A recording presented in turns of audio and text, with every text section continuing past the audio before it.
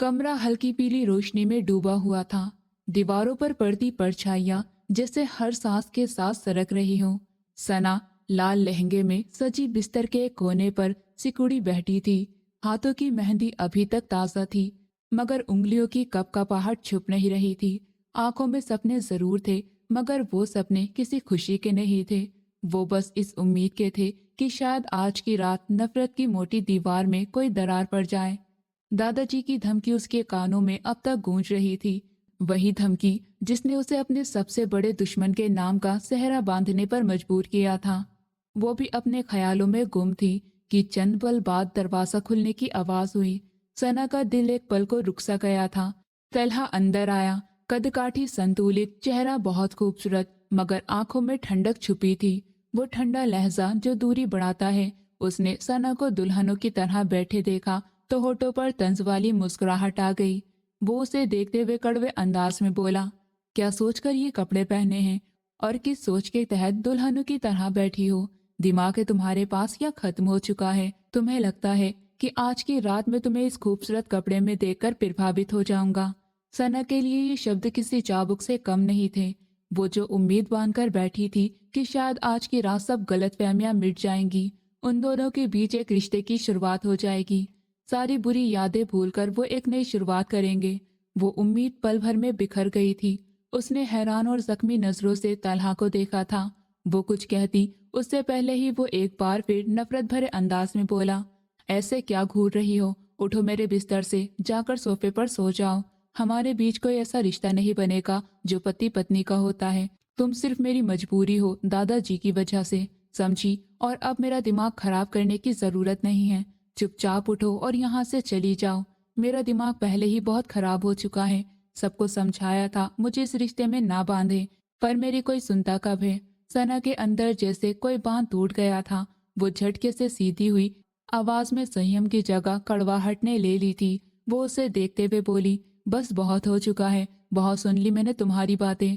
मैंने सोचा था तुम थोड़ी समझदारी दिखाओगे, पुरानी बातें भुलाकर नई जिंदगी की तरफ बढ़ोगे, मगर तुम तो सबसे घटिया इंसान निकले। तुम्हारे दिमाग में लड़ाई झगड़े के अलावा कुछ नहीं है। इंसान को हमेशा अच्छी सोच रखनी चाहिए, लेकिन तुम ऐसी सोच रखने वाले हो कि दिमाग को गलत हरकतों के अलावा कुछ चलता ही नहीं।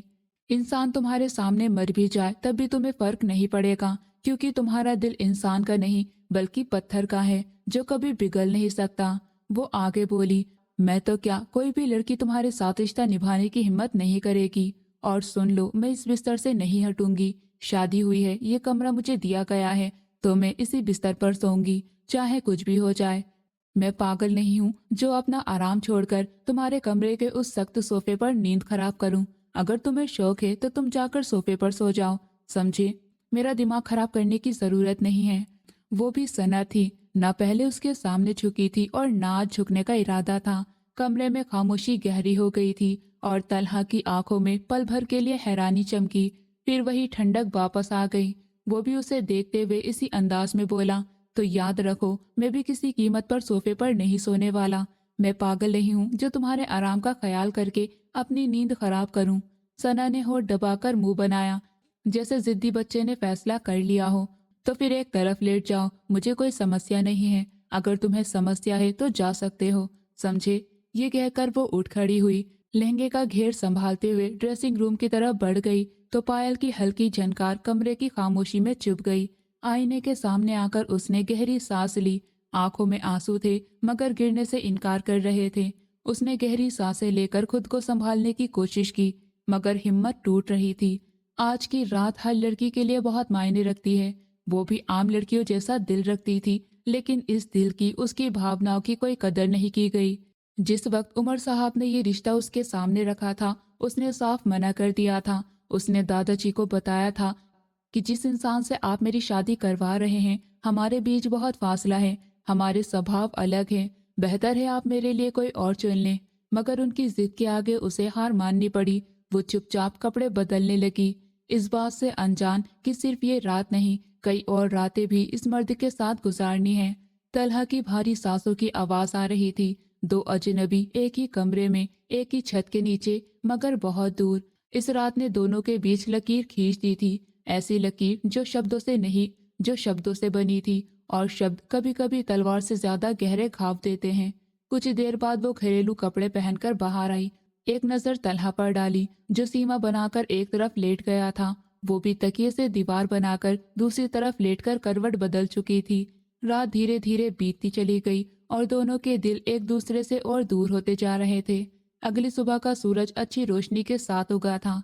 सुबह की रोशनी धीरे धीरे कमरे में फैल रही थी। खिड़की के पर्दे आधे खुले थे और सुनहरी धूप नर्म फर्श पर पड़ रही थी। सना ने नहाकर ताजगी भरा लिबास पहना और बाहर आई। उसके बाल अभी नम थे, खुशबू से भरे हुए। सामने सोफे पर तलहा बैठा था, हाथ में कुछ कागजात लिए, आंखों में हल्की परेशानी और चेहरे पर वही ठंडक। मगर वो उसे नजरअंदाज करके ड्रेसिंग टेबल की तरफ बढ़ गई। बालों में ब्रश फेरते हुए अभी वो मेकअप उठाकर चेहरे पर लगाने वाली थी कि अचानक तलहा की आवाज कमरे में गूंजी।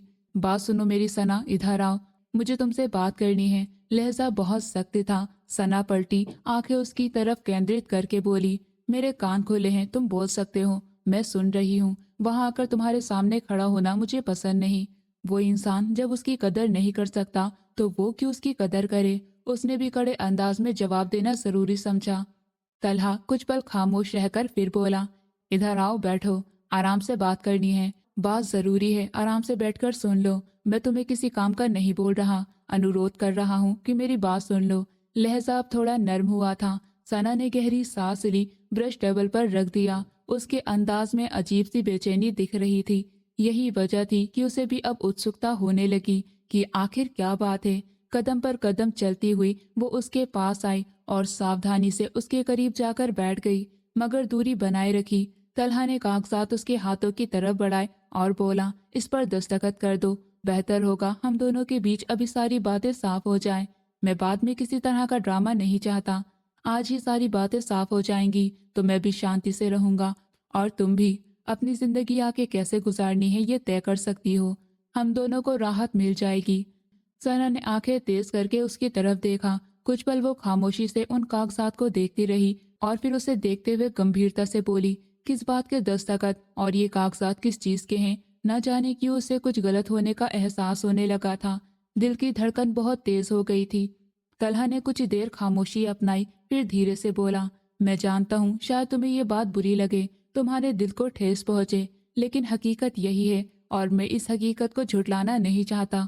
बड़ों की मर्जी के आगे सर झुकाने के अलावा तुम्हारे और मेरे पास कोई और रास्ता नहीं था, लेकिन मैं इसी तरह अपनी जिंदगी को और मुश्किल करके आगे नहीं बढ़ सकता। ये कागजात मेरी जिंदगी से संबंधित है।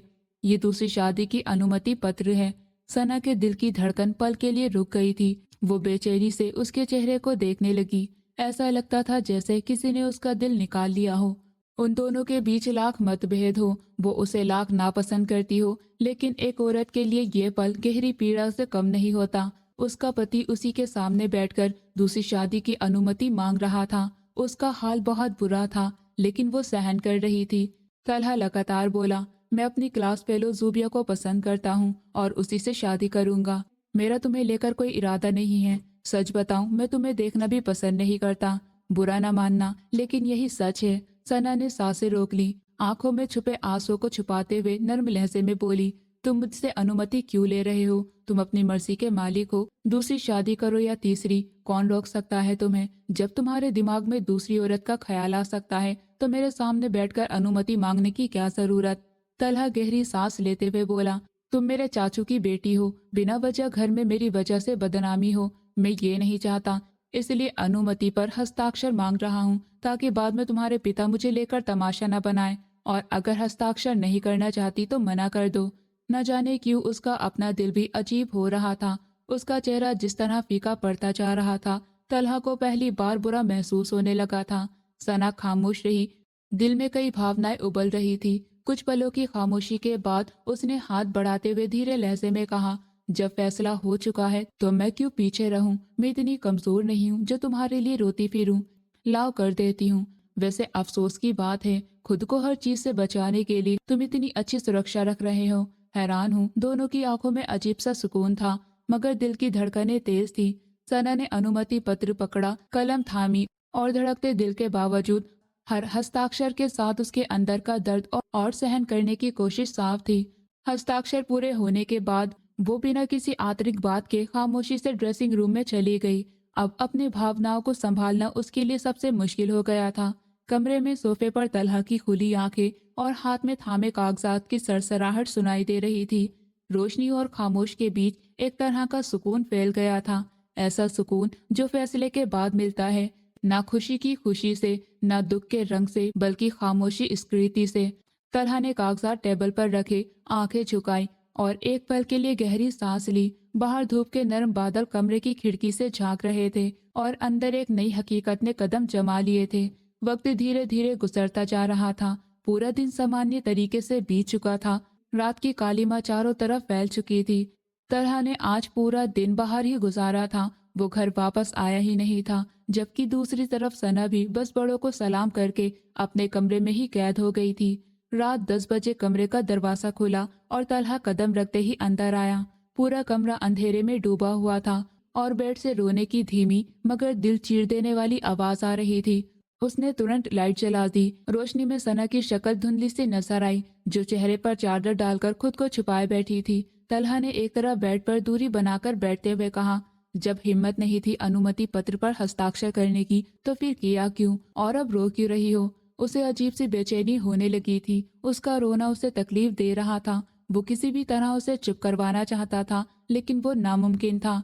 सना की आवाज गले में अटकी और लड़खड़ाती हुई वो बोली, अनुमति पत्र पर हस्ताक्षर करके नहीं रो रही, बल्कि अपनी किस्मत पर रो रही हूँ। इस जिंदगी में जो इंसान मुझे मिला है, काश ऐसा इंसान ना मिला होता। काश इस तरह मेरी जिंदगी बर्बाद ना होती।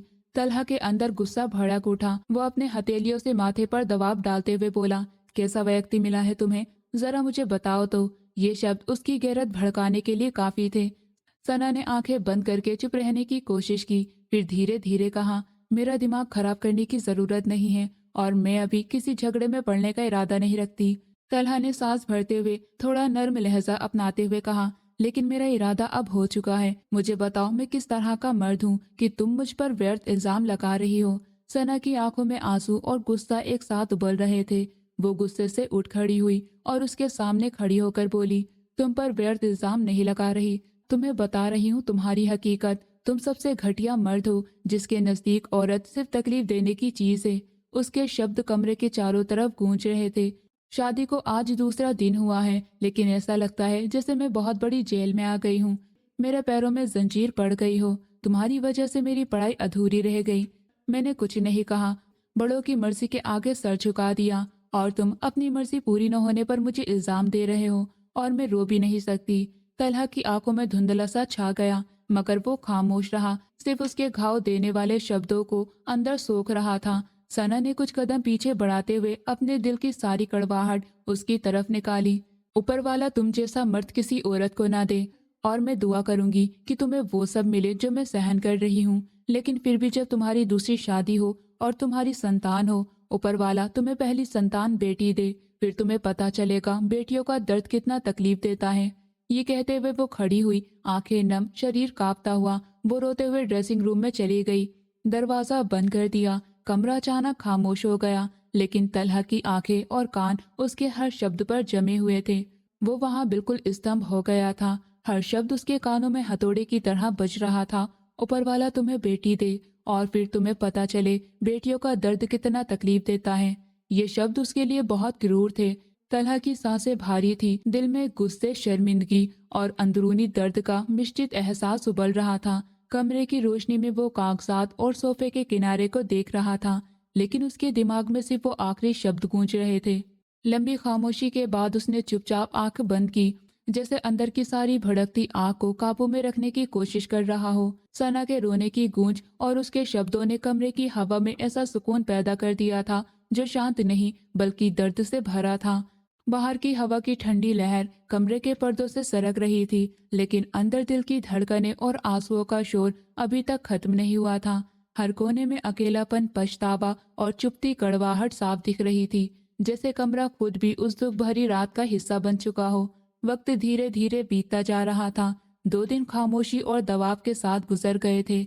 हवेली के लाउंज में सना उमर साहब के साथ बैठी चाय पी रही थी, कुछ सामान्य बातें कर रही थी ताकि दिल को थोड़ा सुकून मिले, मगर दिल की धड़कनें अभी भी बेचैन थी। कुछ पल बाद अचानक मुख्य दरवाजे की तरफ हलचल महसूस हुई। दोनों ने एक साथ दरवाजे की तरफ देखा। दरवाजे के बाहर जहीर साहब एक युवा लड़की के साथ खड़े थे। उमर साहब की आंखों में हैरानी और नाराजगी के निशान थे। उन्होंने तेज लहजे में पूछा, ये तुम्हारे पिता किस लड़की के साथ खड़े हैं? सना ने सर नामे हिलाया, मगर नजरें दरवाजे पर जमी थी। जहीर साहब जिसके साथ वो अनजान मगर खूबसूरत लड़की खड़ी थी, होठों पर हल्की मुस्कुराहट लिए अंदर आए। उमर साहब ने आंखें बड़ी करके कहा, ये किसके साथ आए हो तुम? और तुम एक हफ्ते से टूर पर गए थे, पूरे 15 दिन लगाकर वापस आ रहे हो। बेटी का ख्याल भी नहीं आया तुम्हें?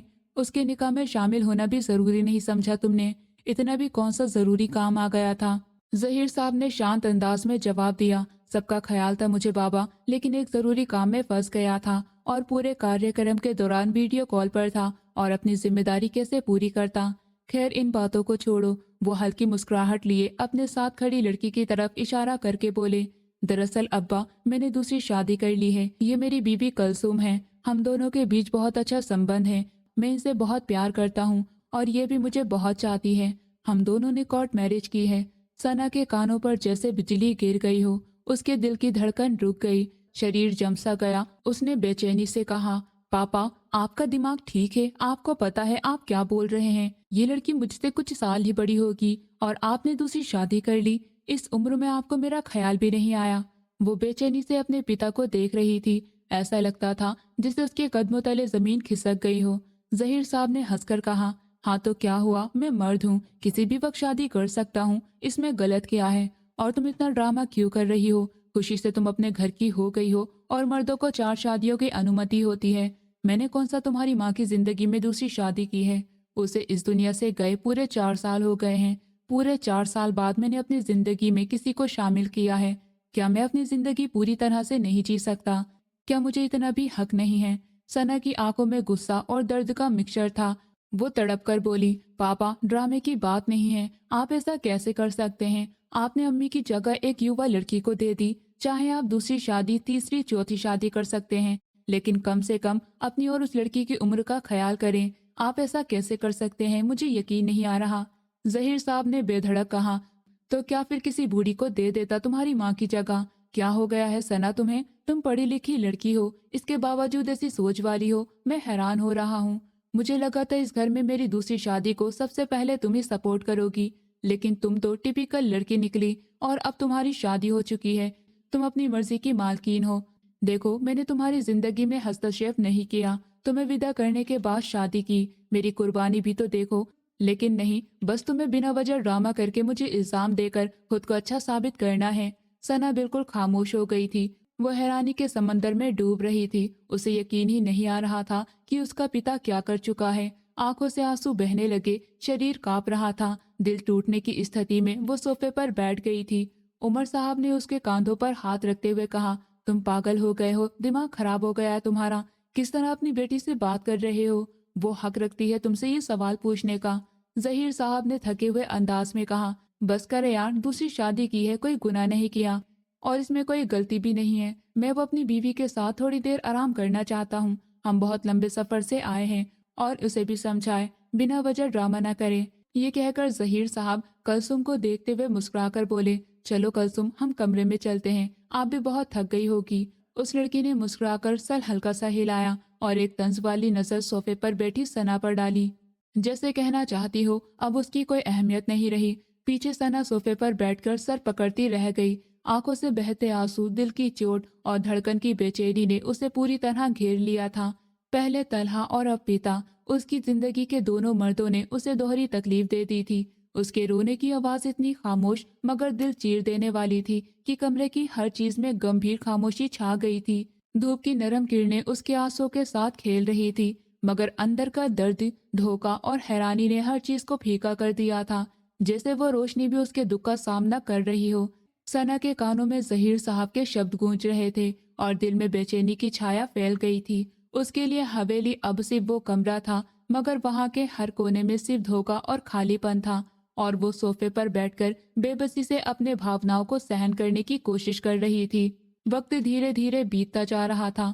पूरा समय सामान्य तरीके से बीत गया था।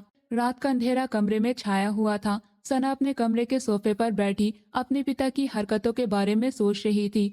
दिल में गुस्सा, धोखा और हैरानी के विचार घूम रहे थे। सर झुकाए बैठी थी, आंखों में बेचैनी के निशान थे।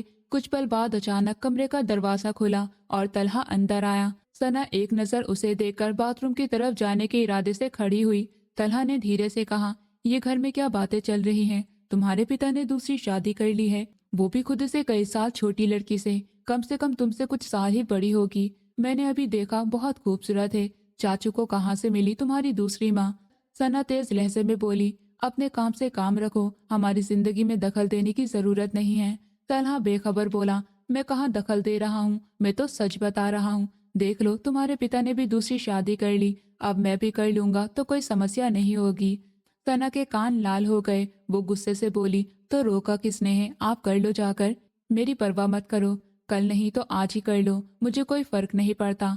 ये कहकर वो जाने लगी, मगर तलहा ने अचानक उसकी कलाई थाम ली। वो उसे घूरते हुए बोला, तुम्हें इतना बुरा क्यों लग रहा है? तुम्हारे पिता ने दूसरी शादी की है, कोई गुनाह नहीं किया। सना ने सख्त लहजे में जवाब दिया, ऊपर वाले के लिए मैं तुम्हारे सामने हाथ जोड़ती हूँ, ये बातें मुझसे मत करो। मेरा दिमाग पहले ही खराब है और अब और दिमाग खराब हो जाएगा। अपने काम से काम रखो। तलहा ने कदम आगे बढ़ाकर कहा, मैं नहीं रख रहा अपने काम से काम, अब बताओ क्या कर लोगी? मैं तो तुम्हें परख रहा हूँ। वो कुछ कहने ही वाली थी कि उसी पल कमरे के दरवाजे पर हल्की दस्तक हुई। दोनों ने तुरंत उस तरफ नजर डाली। नौकरानी अंदर आई, सर झुकाकर बोली, तलहा साहब, आपको और बीबी साहिबा को उमर साहब ने अपने कमरे में बुलाया है।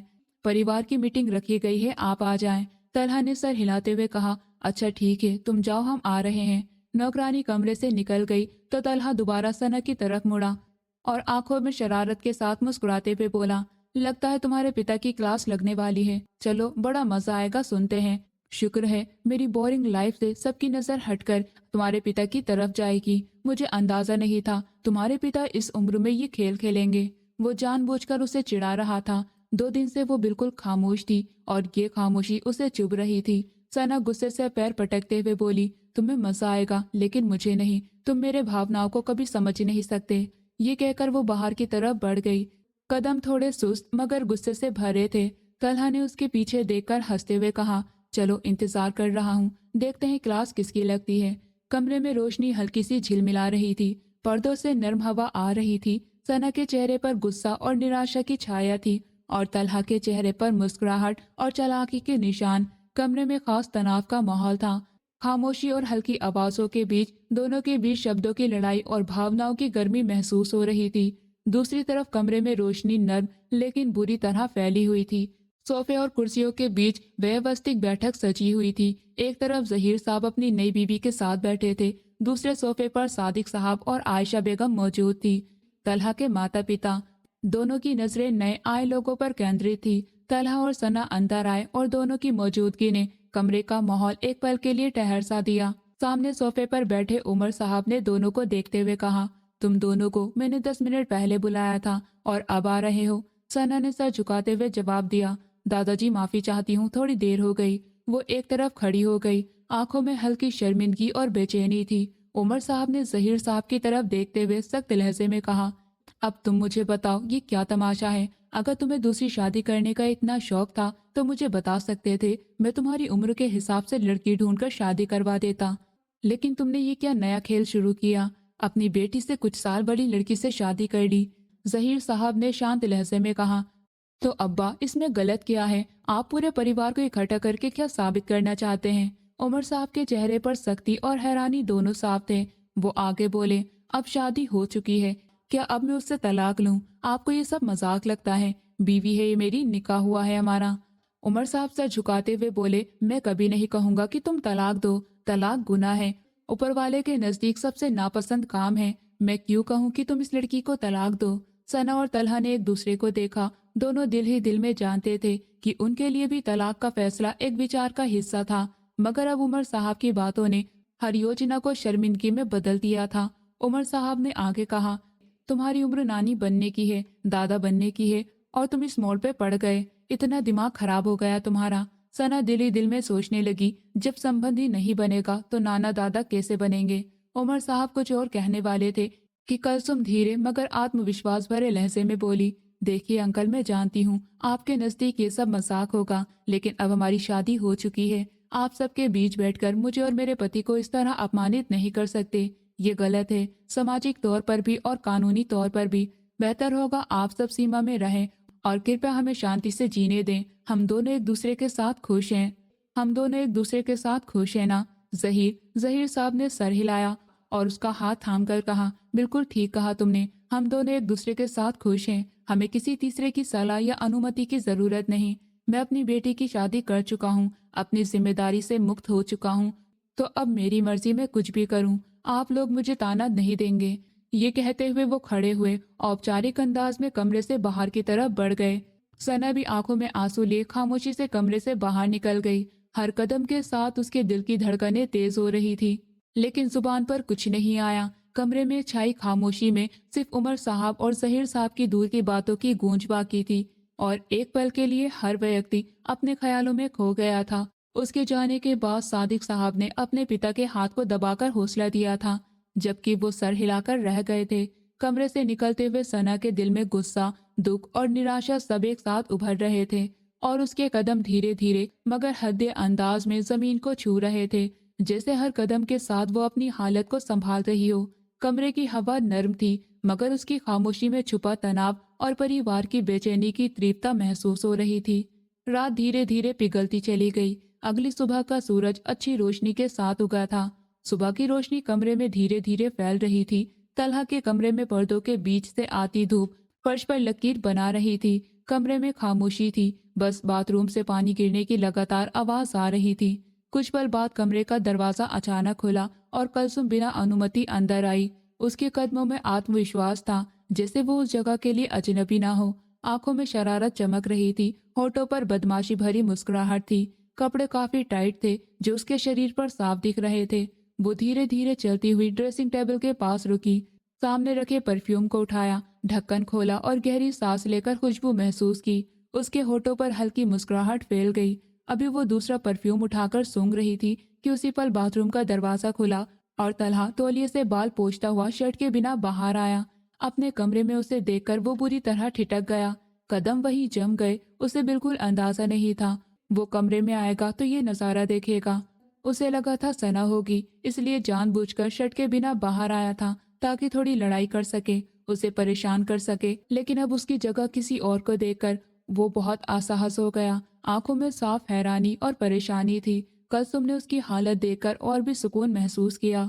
होठों पर और गहरी मुस्कुराहट फैल गई। वो कदम पर कदम उसकी तरफ बढ़ी, एक आंख दबाकर बोली, हाय हैंडसम, कैसे हो? तुम्हारे मसल्स तो सच में बहुत अच्छे हैं। यानी वो नौकरानी गलत नहीं कह रही थी। तुम नियमित जिम जाते हो। ऐसी बॉडी वाले पति के लिए लड़कियां बहुत दुआएं करती हैं। उसने उसके बाजू को छूते हुए तारीफ की तो तलहा तुरंत एक कदम पीछे हटा। उसकी आवाज में घबराहट साफ थी।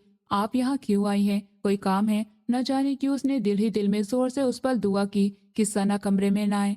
सामने खड़ी औरत उम्र में कम थी और जिस तरह वो दूरी मिटाए खड़ी थी उसे कुछ भी अच्छा नहीं लग रहा था, मगर चाचू की बीवी होने की हैसियत से वो सम्मान देने पर मजबूर था। अगर उसकी जगह कोई और होती अब तक अपमानित करके कमरे से निकाल चुका होता। कुलसुम ने लापरवाही से कांधे उचकाए और उसे देखते हुए बोली, नहीं, बस सोचा तुमसे मिल लूं। मुझे पता चला कि इस घर में एक हैंडसम लड़का भी है, तो सोचा क्यों न एक बार मिल लिया जाए। कल तुम्हें देखा था, अपनी बीवी के साथ खड़े थे, मगर ज्यादा ध्यान नहीं दे पाई क्योंकि सब उल्टी सीधी बातें कर रहे थे और मेरे पति मुझे कमरे में ले गए।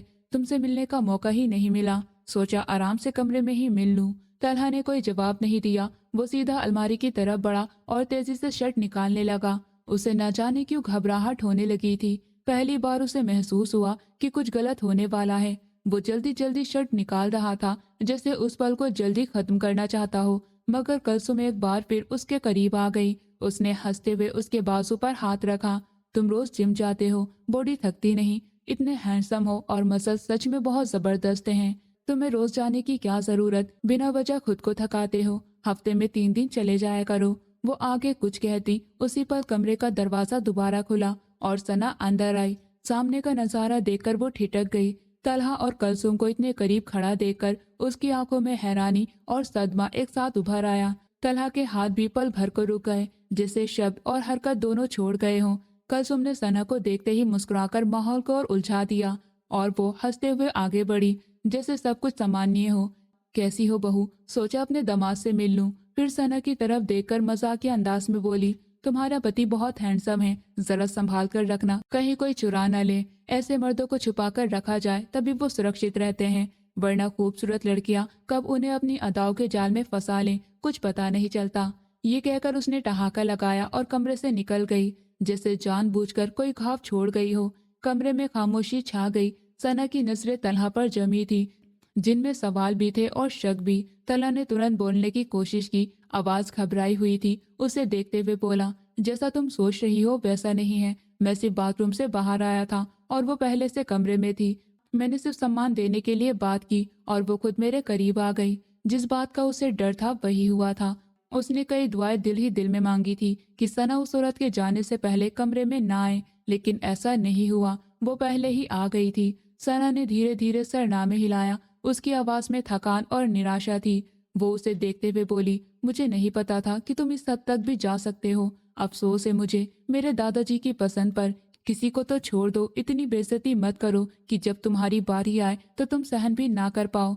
ये कहते हुए वो पल भर नहीं रुकी, पलटकर कमरे से बाहर चली गई।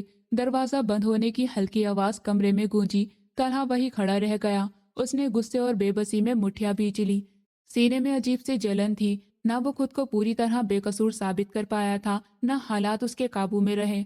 कमरे की खामोशियां पहले जैसी नहीं थी। वो इल्जाम, शक और टूटते रिश्ते की खामोशी बन चुकी थी।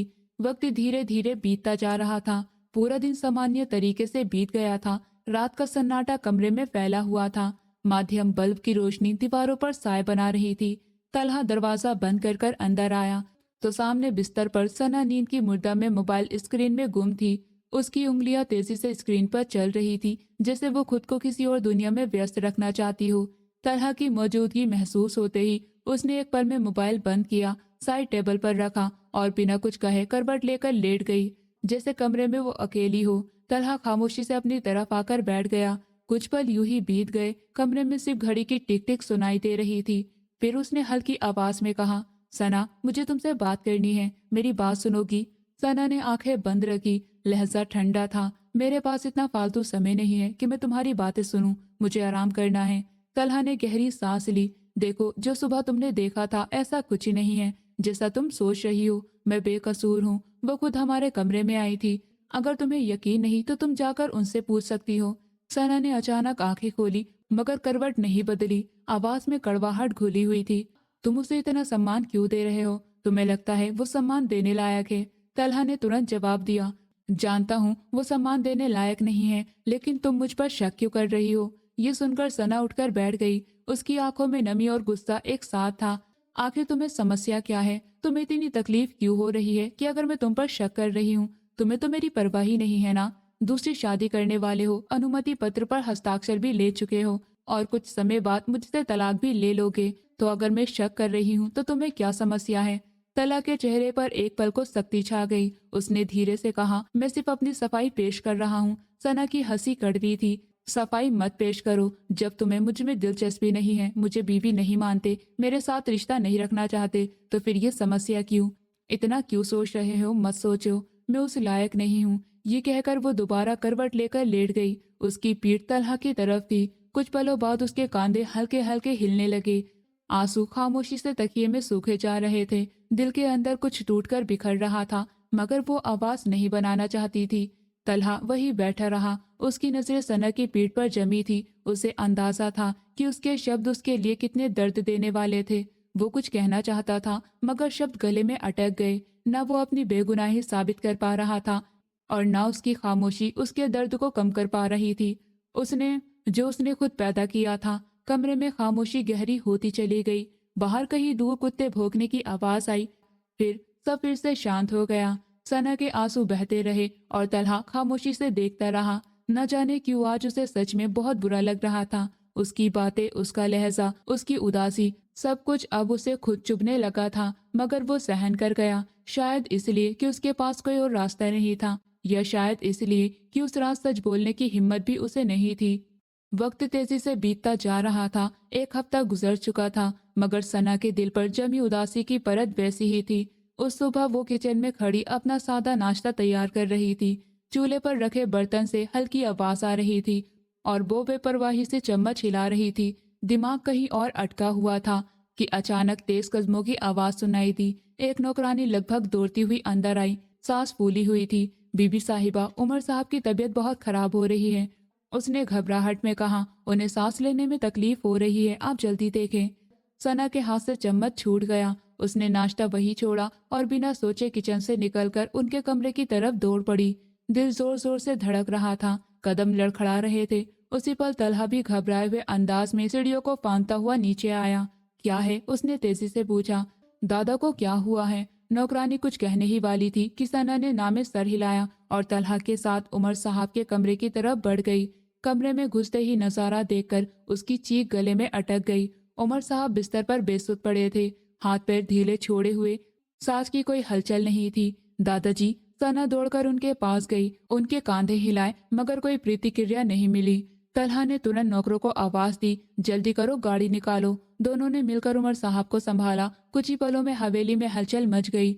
नौकरों की मदद से उन्हें गाड़ी में डालकर तुरंत अस्पताल की तरफ रवाना हुए। अस्पताल पहुंचते ही उन्हें इमरजेंसी में ले जाया गया। दरवाजा बंद होते ही सना और तलहा गलियारे में बेचैन खड़े रह गए। सफेद दीवारें, तेज रोशनी और मशीनों की आवाजें माहौल को और भी भारी बना रही थी। सना के हाथ कांप रहे थे, आंखें दरवाजे पर जमी थी। तलहा ने उसकी तरफ देखते हुए धीरे से कहा, परेशान मत हो, हौसला रखो, दादा को कुछ नहीं होगा।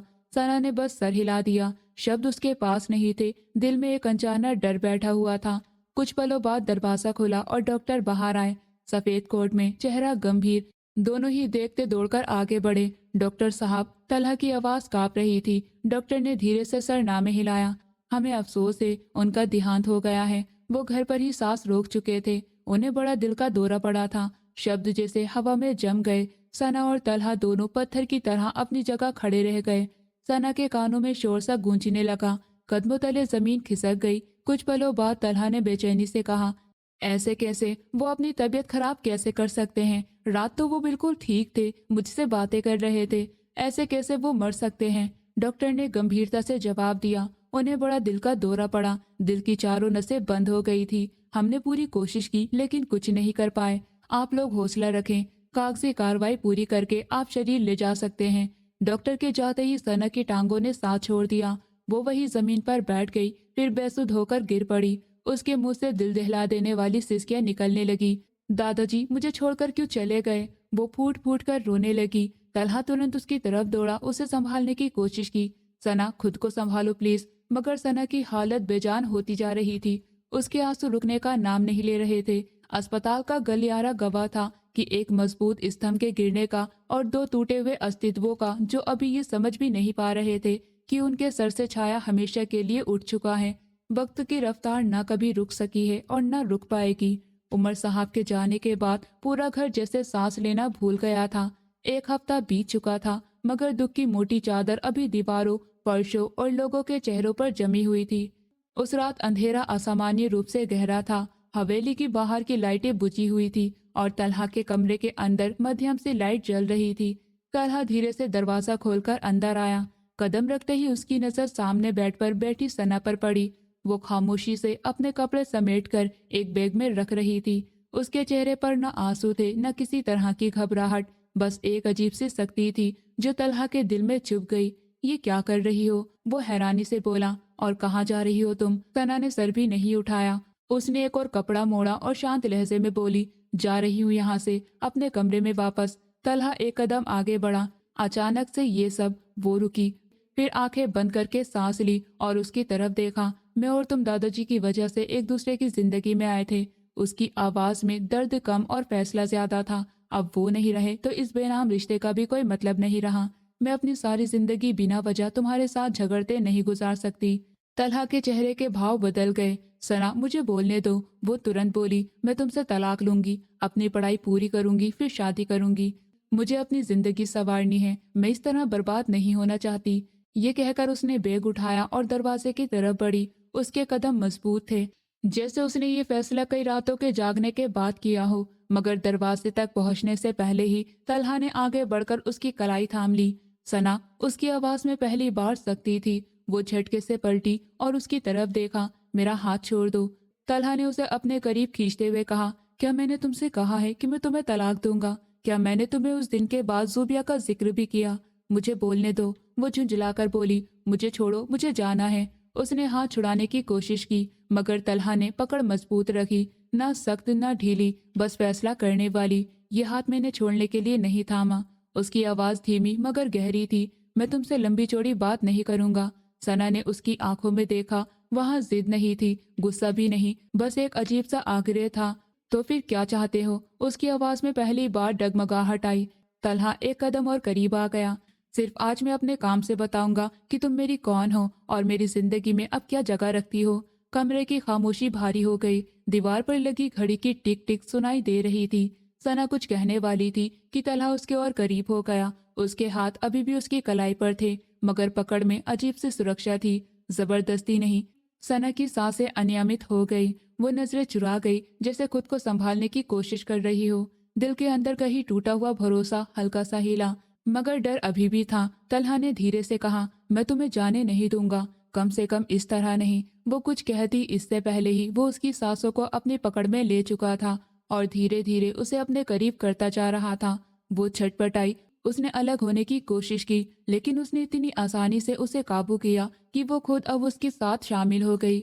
उनके बीच हर पर्दा गिरता जा रहा था। रात धीरे धीरे अपने आखिरी चरण पर पहुंच गई। अगली सुबह का सूरज अच्छी रोशनी के साथ उगा था। सुबह की हल्की रोशनी पर्दों से झांककर कमरे में फैल रही थी। दीवार पर लगी घड़ी ने 10 बजने का ऐलान किया तो तलहा की आंख खुल गई। कुछ पल वो बिना हिले लेटा रहा, फिर उसकी नजर अपने सीने पर टिकी, उसकी मौजूदगी पर पड़ी, जो गहरी नींद में थी।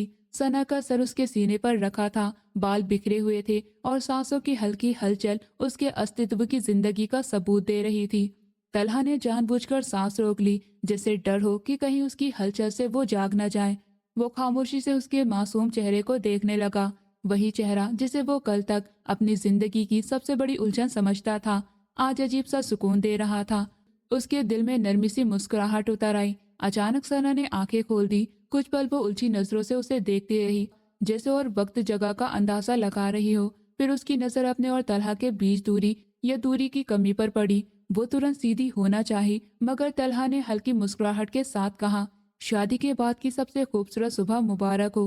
सना के चेहरे पर हैरानी, उलझन और नाराजगी एक साथ उभर आई। वो तुरंत उसके सीने से अलग हुई और बैठते हुए बोली, ये आपने मेरे साथ क्या किया है? तलहा खामोश रहा, बस उसे देखता रहा। अगर आप मुझे पसंद नहीं करते, उसकी आवाज में कपकपी थी, मुझे बीवी नहीं मानते, मुझे अपनी जिंदगी में रखना नहीं चाहते, तो फिर आप मेरे करीब क्यों आए? हम दोनों के बीच रिश्ता क्यों कायम किया? मैं आपसे ये सवाल पूछना चाहती हूँ, मुझे जवाब चाहिए। तलहा ने गहरी सांस ली। तुम बहुत बेवकूफ हो, उसने नरमी से कहा। मैं समझा था कि तुम मेरे काम से समझ गई होगी कि तुम मेरी जिंदगी में अब क्या अहमियत रखती हो, लेकिन तुम अब भी वही खड़ी हो जहाँ पहले थी। सना ने सर ना में हिलाया। मुझे जवाब चाहिए तलहा, मैं आपकी बात नहीं समझ पा रही। वो कुछ पल खामोश रहा। कमरे में बस सुबह की खामोशी थी और बाहर कहीं दूर पक्षियों की आवाज। फिर उसने उसकी आंखों में देखते हुए कहा, बीवी हो तुम मेरी, मैं तुमसे प्यार करने लगा हूँ। सना की पलकें झपकी। कब और कैसे ये सब हुआ मैं खुद नहीं जानता, वो बोलता गया, मगर जिस दिन तुम अनुमति पत्र पर हस्ताक्षर करके गई थी, उस दिन से मेरा दिल बदल गया था। वो रुककर बोला, जैसे शब्द चुन रहे हो। मैंने जूबिया से कोई संपर्क नहीं रखा। हालांकि उसने मुझे मैसेज किए, बात करने की कोशिश की, लेकिन मैंने जवाब नहीं दिया। मेरा दिल कहता था कि अगर मैंने उससे बात की तो ये तुम्हारे साथ बेवफाई होगी, इस रिश्ते की पवित्रता के साथ बेवफाई होगी, और मैं ऐसा नहीं करना चाहता था। सना की आंखों में नमी उतर आई, मगर वो खामोश रही। मैं तुमसे बहुत प्यार करने लगा हूँ। उसकी आवाज और गहरी हो गई। और जब से दादाजी गए हैं, ये एहसास और बढ़ गया है। उनके इंतकाल से एक रात पहले उन्होंने मुझसे कहा था कि वो तुमसे बहुत प्यार करते हैं और अगर कभी मैंने तुम्हें तलाक दी तो उन्हें तकलीफ होगी। उसने नजरें झुका ली। मैं नहीं चाहता था कि मेरे गए हुए दादाजी को मेरी किसी हरकत की वजह से तकलीफ हो। वो उसके करीब आया, आवाज धीमी हो गई। मुझे माफ कर दो सना। उसने धीरे से उसके सीने पर दोबारा सर रख दिया। उसकी आंखें बंद हो गई। दिल में जो डर, शक और बेचैनी थी, वो धीरे धीरे पिघलने लगी। एक अजीब सा सुकून उसके वजूद में उतर गया, ऐसा सुकून जो महीनों से नसीब नहीं हुआ था। कमरे में सुबह पूरी तरह फैल चुकी थी और उस खामोशी में एक नए रिश्ते की धड़कन साफ सुनाई दे रही थी। कुछ घंटे बाद वो ड्रेसिंग टेबल के सामने खड़ी आईने में खुद को देखते हुए धीरे धीरे बाल ब्रश कर रही थी। चेहरे पर अब वो बोझ नहीं था जो पिछले महीनों से उसकी आंखों में ठहरा रहता था। दिल में सुकून ठहरा हुआ था। उसी पल बाहर से अचानक शोर की आवाज आई, जैसे किसी ने चीख कर बात की हो। उसके हाथ रुक गए। उसने तुरंत मुड़कर सोफे पर बैठे तलहा को देखा। दोनों की नजरें मिली और बिना कुछ कहे वो एक साथ कमरे से बाहर निकल आए। हॉल में कदम रखते नजारा चौंकाने वाला था। नौकर एक तरफ सहमे खड़े थे। हवा में तनाव साफ महसूस हो रहा था। बीच में जहीर साहब कलसुम का हाथ सख्ती से थामे खड़े थे। उनकी आंखों में गुस्सा, दुख और शर्मिंदगी सब एक साथ जमा थी। तुम खुद को क्या समझती हो? जहीर साहब की आवाज हॉल में गूंजी। मेरे पैसे पर ऐश करोगी, मुझे धोखा दोगी और मैं बेखबर रहूंगा। सना तुरंत आगे बढ़ी। पापा, उसकी आवाज में घबराहट थी। ये क्या हो रहा है? आप इस तरह तमाशा क्यों लगा रहे हैं? सब देख रहे हैं, नौकर भी हैं। अगर आप दोनों के बीच कोई समस्या है तो कमरे में सुलझाएं। जहीर साहब ने लाल आंखों से उसे देखा। तुम्हें पता है इस लड़की ने तुम्हारे पिता के साथ क्या किया है? उन्होंने कुलसुम की तरफ इशारा किया। मेरे निकाह में होते हुए मेरे ही दोस्त के साथ रातें गुजार रही थी। उसे लगा मुझे पता नहीं चलेगा, मगर मैं सब जानता हूँ। कुलसुम के चेहरे का रंग उड़ गया। ये झूठ है, वो घबराए लहजे में बोली। ऐसा कुछ ही नहीं हुआ, आप मेरी बात सुने। खामोश। जहीर साहब की आवाज कांप रही थी। इसी की वजह से मैंने अपनी बेटी पर गुस्सा किया, उसकी बात नहीं सुनी, उसके निकाह में शामिल नहीं हुआ। मैंने अपने पिता के सामने भी आंखें बंद रखी और ये औरत मेरे ही पीठ में छुरा घोंप रही थी। अचानक जोरदार थप्पड़ की आवाज गूंजी। कुलसुम लड़खड़ाकर एक कदम पीछे हुई। हॉल में पूरी खामोशी छा गई। मैं जहीर अहमद पूरे होश में तुम्हें तलाक देता हूँ, तलाक देता हूँ, तलाक देता हूँ। उनकी आवाज टूट रही थी। निकल जाओ मेरे घर से। उन्होंने उसे जोर से बाहर की तरफ ढकेल दिया। कुलसुम ने आखिरी नजर सब पर डाली। नजर में जिद, नफरत और हार सब कुछ था और तेज कदमों से दरवाजे से बाहर चली गई। दरवाजा बंद होते ही जहीर साहब के अंदर जिससे सब टूट गया। वो वही खड़े खड़े फूट फूट कर रोने लगे। कांधे हिल रहे थे, आंसू बह रहे थे। सना तुरंत आगे बढ़ी और उन्हें मजबूती से गले लगा लिया। पापा, उसकी आवाज भीग गई थी। जहीर साहब रोते हुए बोले, मुझे माफ कर दो बेटा, मैंने तुम्हारा ख्याल नहीं किया। मैंने अपने पिता का भी ख्याल नहीं किया जब इस दुनिया में नहीं है। मैं बहुत शर्मिंदा हूँ। तलहा भी आगे आया और सम्मान से उन्हें गले लगाया। कोई बात नहीं चाचू, उसने शांत मगर मजबूत लहजे में कहा। गलती इंसान से ही होती है। असल बात यह है कि आपने समय पर सच देख लिया। सना ने उनके कांधे पर हाथ रखा। हम आपके साथ है पापा। सादिक साहब और उनकी बीवी भी करीब आ गए। जहीर साहब ने दोनों को बारी बारी देखा, फिर मजबूती से अपने सीने से लगा लिया। उस पल उनकी आंखों में पछतावे के साथ साथ एक वादा भी था कि अब वो अपने रिश्तों को नजरअंदाज नहीं करेंगे। हॉल में खामोशी थी, मगर वो खामोशी खाली नहीं थी। इसमें सुकून था। सच का बोझ हल्का हो चुका था और एक बिखरा हुआ घर दोबारा जुड़ने लगा था। ये अंत नहीं था, बल्कि एक सबक सिखाने वाली नई शुरुआत थी, जहां गलती मान लेना ही सबसे बड़ी जीत बन गया था। दोस्तों, उम्मीद करती हूँ आपको हमारी कहानी पसंद आई होगी। कहानी पसंद आई है तो वीडियो को लाइक करें, चैनल पर नए हैं तो चैनल को सब्सक्राइब करें और हाँ, नोटिफिकेशन बेल को जरूर दबाएं ताकि अगली अपडेट सबसे पहले आपको मिले।